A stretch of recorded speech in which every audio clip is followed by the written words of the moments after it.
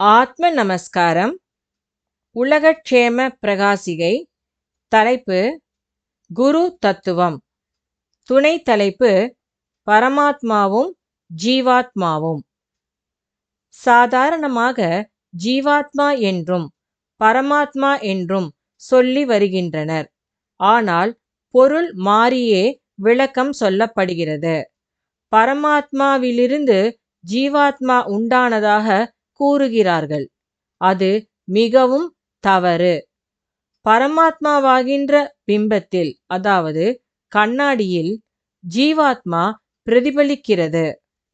கண்ணாடியில் ரூபம் பிரதிபலித்து காணப்படுவது போல பரமாத்மாவில் ஜீவாத்மா பிரதிபலித்து காணப்படுகிறது.